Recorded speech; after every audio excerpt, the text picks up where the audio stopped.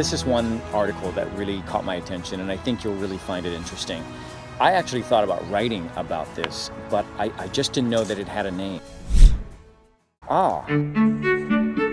How the soul-stirring wonder sparked by a shooting star or a majestic peak can transform your health and happiness. When I saw this, I said, yes! I've always believed that. I've always believed that nature has an amazing way to allow us to relax and really calm us down. And that's essentially what this is about. So allow me to read this article to you. I think you'll find it pretty inspirational and enlightening.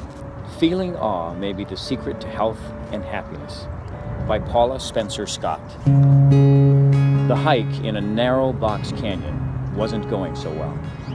Stacy Bare and his brother were arguing. High sandstone walls hid any view, even from the 6'7" bear. After a Second Army deployment in Iraq, he was suffering from post-traumatic stress disorder, PTSD, drinking too much, suicidal, and struggling to find his way forward. What am I doing with my life? What does it mean to be at home, a veteran, anyway? The trail led to a ladder. We climbed up, still shouting at one another, recalls Bear. Then we looked up. The towering slabs of Druid Arch rose up, a sunset-hued Stonehenge in the middle of Utah's Canyonlands National Park. The men's jaws dropped. They laughed. They hugged. What were we even arguing about? Bear recalls thinking. They'd been awestruck, altered in an instant by an electrifying emotion that scientists have only recently begun to study. Awe is the feeling of being in the presence of something vast or beyond human scale that transcends our current understanding of things. You might recognize awe as that spine-tingling feeling you get gazing at the Milky Way. The dumbstruck wonder you feel as your newborn's hand curls around your pinky. Niagara Falls, fireworks, the Sistine Chapel, the national anthem sung by someone who knows how. Ah, so true. It never fails. I will get goosebumps, and I will almost always tear up. I mean, unless you just completely bomb the national anthem. And Niagara Falls. I felt that when I recently visited with my family. And the Grand Canyon, oh my goodness. We're almost there. It's four of us all together went to see the Grand Canyon. As we were walking up, Goodness. Wow. Holy moly. as soon as we got to the edge and looked out at the canyons, Oh my goodness. Oh, heavens. Wow. It's like a painting. Yeah. that was awe.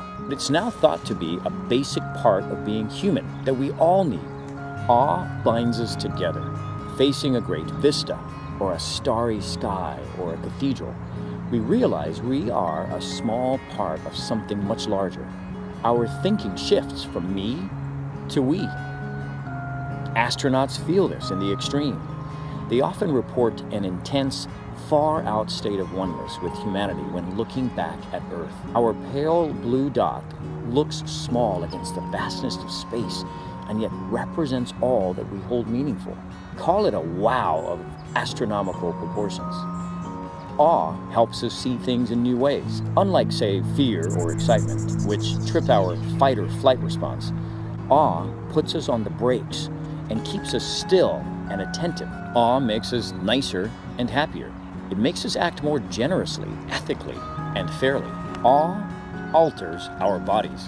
Awe is the positive emotion that most strongly predicts reduced levels of cytokines or cytokines, I'm not sure. That's a marker of inflammation that's linked to depression, according to research from University of Toronto's Jennifer Stellar. That suggests a possible role in healing and health, and may help explain the raft of recent studies that have linked exposure to nature with lower blood pressure, stronger immune systems, and more. Researchers even wonder whether a lack of nature and other opportunities for feeling awe might add to the stresses and health damage that come from living in urban blight or poverty.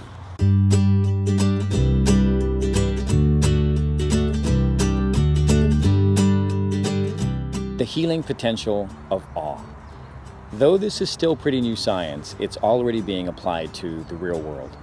At Newcomers High School in Long Island City, New York, Julie Mann takes her students on awe walks to connect with nature or art. When they write about these experiences and share them in the classroom, she says, kids who never talk in class or pay attention come to life. Could more awe be just what the doctor ordered? Bare thinks so. He credits backpacking and rock climbing trips with nothing less than saving his life.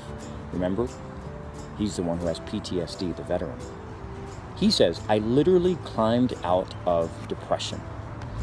Bare has a prediction. In a few years, you'll go to the doctor, and as part of treatment for trauma, you'll get a prescription to get some hiking boots or go on a rafting trip. So they actually wrote here 7 ways to find awe in everyday life. So we can't all experience the ultimate awe of viewing the Earth from space, but we can do the following.